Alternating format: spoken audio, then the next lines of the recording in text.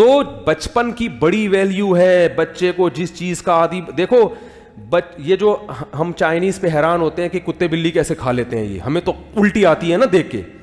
گورے کو بھی الٹی آتی ہے, گورا بھی کتا بلی نہیں کھا سکتا. گورا چائنیز کی چیزیں دیکھ کے حیران ہوتا ہے, یار یہ کیسے کھاتے ہو تم لوگ, یہ لال بیگ کیسے کھا لیتے ہو. تو چائنیز کیوں کھاتے ہیں؟ بچوں کو بچپن سے کھلا دیا. تو اب بچے کو لال بیگ نہیں ملے گا تو مر جائے گا ٹینشن سے. اس کو بلی کتا چاہیے بچے کو. تو جو گند بچپن میں کھلا دیا بچہ اس کا عادی ہو گیا. ہم نے نہیں کھائی تو ہمارے ہاں کوئی دین کو فالو نہیں بھی کرتا, پھر بھی کتا, وہ کہتا ہے یار اتنا بھی کتا نہیں ہوں کہ میں اتنے کتے پنے پہ بھی نہیں آ سکتا کہ میں کتا ہی کھانا شروع کروں. اتنا لبرل گورا اتنا لبرل نہیں بن سکا اب تک. بچپن کی بڑی اہمیت ہے بھائی. جو بچے کو سکھاؤ گے, جس چیز جو ماحول دو گے, بچہ اسی ماحول کا عادی بنے گا. تبھی تو رسول اللہ صلی اللہ علیہ وسلم نے فرمایا کل مولود یولد علی الفطرہ فأبواہ یہودانہ او ینصرانہ او یمجسانہ. ہر بچہ فطرت پہ پیدا ہوتا ہے, نیک پیدا ہوتا ہے, شریف پیدا ہوتا ہے, اچھا پیدا ہوتا ہے, مسلم پیدا ہوتا ہے. باپ دادا اس کو یہودی بنا دیتے ہیں, عیسائی بنا دیتے ہیں, مجوسی بنا دیتے ہیں, آگ پرست کی پرستش کرنے والا, وہ بگاڑتے ہیں, ماحول بگاڑتے ہیں ان کو. ہر بچہ اچھا ہی پیدا ہوتا ہے, اچھائی کو پسند کرتا ہے وہ. اب ہم نے بچیوں کو مختصر لباس پہنا دیے تو ان کی مزاج میں حیا نکل گئی. اور یاد رکھو اولاد کے دل سے اگر حیا نکل جائے تو پھر ابا اماں کی نہیں سنتے. وہ حیا ہی تو ہے جو انسان کو روکتی ہے, غیرت روکتی ہے. میرا باپ ہے, یہ میری ماں ہے, اس کے سامنے میں کیسے اونچی آواز سے بات کروں. لیکن جب شرم نکل گئی بس ختم. تو جب بیٹیاں جو ہے نا, بیٹیاں باپ کے سامنے جب ان کے سر پہ چادر ہو تو وہ زیادہ اچھی لگتی ہیں. آپ تجربہ کر کے دیکھ لیں. جوان بیٹی باپ کے سامنے سر پہ چادر رکھ کے بیٹھے گی, باپ کو اس پہ پیار زیادہ ہے. یہ رشتہ ایسا ہے. سگی بہن بھائی کے سامنے تھوڑا سا سمٹ کے بیٹھے گی, سر پہ چادر ہو تو بھائی کو وہ بہن زیادہ اچھی لگی. یہ رشتہ ایسا ہے, اللہ نے بنا, یہ چینج نہیں ہو سکتا. لیکن کھرچ کھرچ کے ہمارا معاشرہ تباہ ہو گیا, کھرچ کھرچ کے.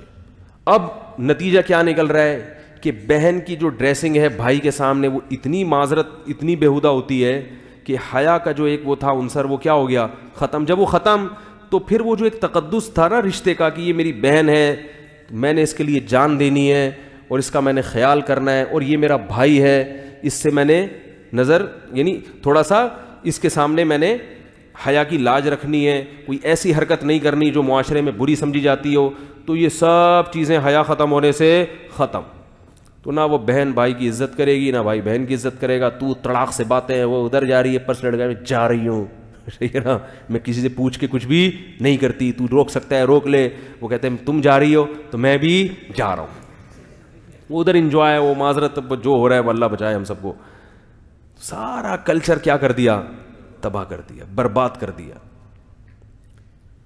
تو میرے بھائی اللہ نے کہا ہے کہ میں نے تمہیں پیدا کر کے چھوڑ نہیں دیا کہ تم جو مرضی کرتے رہو. وہ جو میں نے آیت پڑھی نا, اللہ نے فرمایا تمتعوا, مزے اڑا لو, اڑا لو مزے, جو کرنا ہے کر لو. فإن مصيركم إلى النار, آنا کہاں ہے, جہنم کی آگ کی. چھوڑوں گا نہیں میں. دنیا میں کوئی قانون ایسا نہیں ہے کہ آپ قانون کی دھجیاں اڑاتے رہیں اور حکومت آپ کو چھوڑتی رہے. اگر حکومت چھوڑتی ہے تو وہ کرپٹ حکومت ہے, جبکہ اللہ عدل کرنے والا بادشاہ ہے.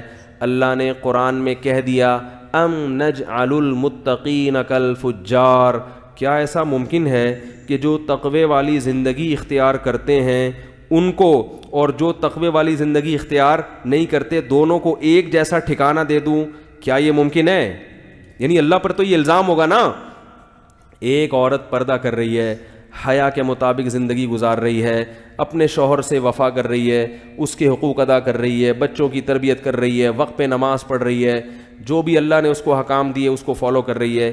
ایک مرد ہے, وہ چہرہ بھی نبی صلی اللہ علیہ وسلم کی صورت کے مطابق رکھتا ہے, وہ رشوت سے بھی بچتا ہے, وہ اپنے گھر والوں کے حقوق بھی ادا کر رہا ہے, وہ والدین کی ذمہ داریاں بھی پوری کر رہا ہے, وہ جھوٹ سے بھی بچتا ہے.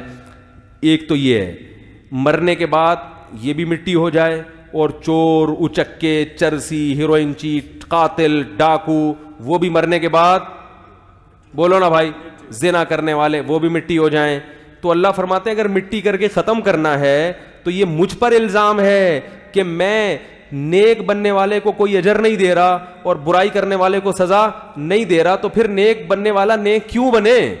کیا کہ اللہ جب دیکھو, اگر آپ کو ایم اے کے پیپر دینے, آپ نے ماسٹر کرنا ہے کسی میں, اور آپ محنت کر رہے ہو, لیکن کسی نے آپ کے کان میں آ کے بتا دیا کہ حکومت نے اعلان کیا ہے کہ ایم اے اسلامیات یا ایم اے انگلش یا کوئی بھی جو ہے نا ماسٹر جب آپ کرو گے تو حکومت نے یہ کلاس ہی ختم کر دی ہے. آپ محنت کرو مگر کوئی ایگزام نہیں ہے, اور رزلٹ یا ایگزام تو ہوگا مگر ایگزام میں پاس کون ہوگا فیل کون ہوگا یہ رزلٹ حکومت نے اناؤنس کرنا ہی نہیں, پرچے جلا دے گی گورنمنٹ. تو آپ تیاری کرو گے؟ بولے کہ بھائی یہ امتحان ہی نہیں ہے, یا امتحان تو ہے لیکن رزلٹ ہی اناؤنس نہیں ہوگا, تو میں پاگل ہوں جو میں اتنی محنت کروں, ہے بھائی؟ وہ نتیجہ جب نکلنا ہی نہیں ہے تو یاد رکھو, اگر کوئی نتیجہ نہیں ہے, آخرت نہیں ہے, ہم نے مرنے کے بعد زندہ ہو کے حساب و کتاب نہیں دینا, تو ہم کیوں پھر محنت کریں, ہم اچھے بن کے کیوں زندگی گزاریں؟ پھر تو ہر آدمی کو کیا ہونا چاہیے, جس کی لاٹھی اس کی بھینس, پھر تو مزے اڑاؤ.